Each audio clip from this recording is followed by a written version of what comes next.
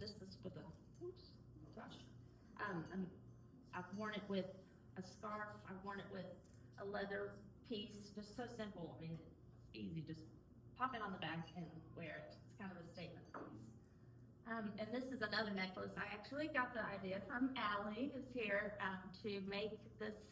This was my charm bracelet, and it still is. I can undo it, but it's just so hard to get a charm bracelet on by yourself sometimes, or even your husband can't get it on too well.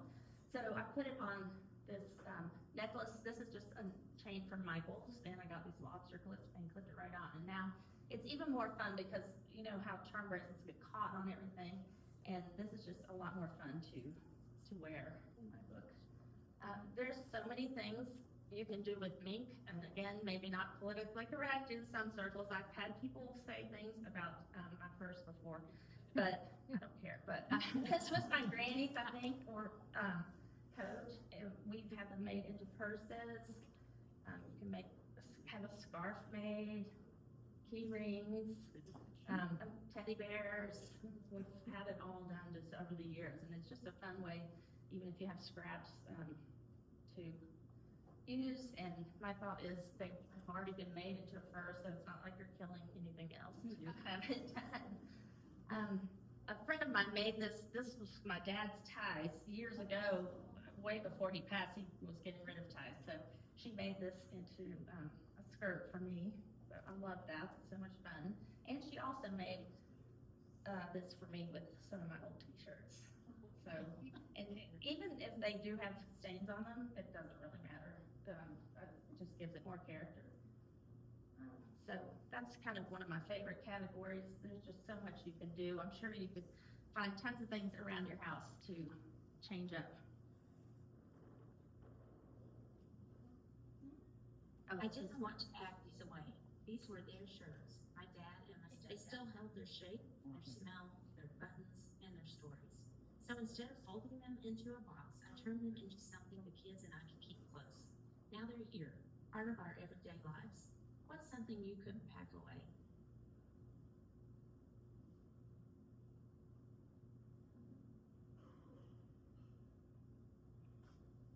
The next category to curate is memories. What things that mean something to you and what brings back special memories. One of my favorite things, but also my biggest shock that people do not keep, and I will never understand it because it doesn't take up much room and it's so valuable, is yearbooks. Does anyone in here not keep your yearbooks? Are you afraid to answer that? You don't? Really? Why? Mask? Why? I just did one. Oh, well, We moved out of our house. yeah. Too far back, and there just was not room for The everything. space, I know the space is difficult, but I had this aunt, my ex-husband, my kid's great aunt, she actually took her husband's yearbooks and just cut out the pictures that he was in and just kept those little ones and got rid of the rest of the yearbooks. So there wasn't any context of the photos, but I'm obsessed with yearbooks. I don't care if it's anybody I know. I can pick them up in an antique store. I love reading the signatures. That's a fun thing.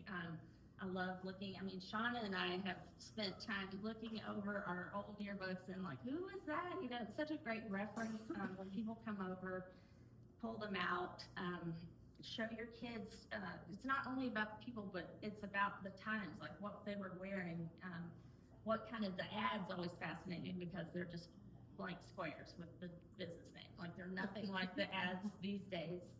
But I've got the elementary school, middle school, high school, college. My mom has hers. So I've got all the kids. I even bought the kids, like they're an extra one for myself in a couple of years. I'm just a little obsessive, but I love the way they smell. I love the old stuff. So Shauna, we'll get together and look through those again soon. Yes, and Cody too. We like all the same friends. Yes. When I used to do elementary through high school. Oh yes, that was the best. We have a few years where our elementary the yearbook went from elementary to high school. So you can look at all the older kids. Yes, that was our favorite one right there. Yes. Yeah. And had that like neat little cover to the, it's fun. should have brought this. What's up, Nick? So your memories could be big or small. Like this is a chair we had in our house growing up in Grundy. It went to law school with me, and I remember my dad sitting in it, and it's been with me for years, and now it's at our lake house. So that's a big kind of thing. This is a small thing. My granny loved paperweights, so I've got 2 of her paperweights sitting here on a table, and it just reminds me of her. And that's so simple. It's just an easy, small thing to set out. You don't have to make humongous life changes, just little things. Oh, and this is my grandmother's sofa. I still have it. I remember lying there with her many, many times, just talking. She liked to rub my feet, which I guess kind of strange sounding to my kids, but she would, and I would lay there for hours and we would just talk. So I love having this sofa now. And I have, this was her trunk, her coffee table at her house, and now I have it. She used to keep all of her old phone books in there with all the numbers written in the back. You guys wouldn't, kids wouldn't know about that today either. I love having, these are called mixed tiles, and you can they just stick right on the wall. They're super easy to get. I love kind of putting a scrapbook on the wall of a time period. Like this is all of our memories at Hilton Head. So you could take a section of, maybe college, high school, whatever you want to do, and put it all together. It makes kind of a neat statement. And I wanted to point out these tennis rackets too. Hanging things like that is another thing you can do. And pictures on a piano, and I believe that more is more in this instance for sure. I tried to represent everyone in my family, at least my close family, in these pictures, and friends as well. So I love seeing those. This was in the dentist office of Shauna, one of our dearest friends, my best friend forever. Shelley her dad was a dentist in Grundy. They were getting rid of things, and they offered this to me. And I believe if someone offers you something, you just take it and you figure out later what you're going to do with it, because I didn't know at the time what I was going to do. But it's turquoise, my favorite color. So now it's in my she shed, but it's just so neat to know that that was his for decades, and from my best friend's family, and now I have it. And I was really honored that they gave it to me as well. This is a painting that was given to my parents for their wedding, which is kind of an interesting subject matter. Someone that they were friends with painted it.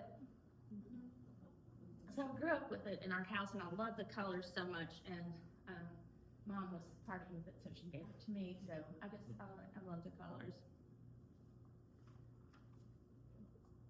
This is another video of something that not everyone would want to subscribe to, but these are Christmas cards. Every year I get people's Christmas cards, and I make a book out of them. It's so simple to do. I've got a little video rather than throw them out. What to do with all the Christmas cards you received this year. Make a Christmas card scrapbook, of course. Hole punch all the cute photo cards you received this Christmas and secure with huge book rings and laminate the front and back. Start the book with your own family Christmas card. Send it out next year to enjoy.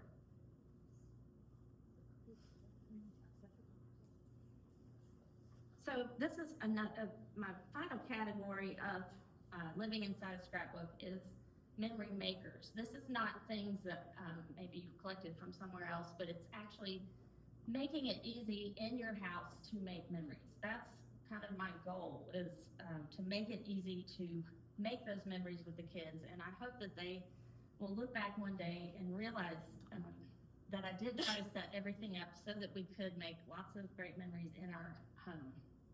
The very first thing, my very, very favorite thing I've ever done in my house is to put this ping pong table here. I got rid of the furniture in the living room that was there, and I put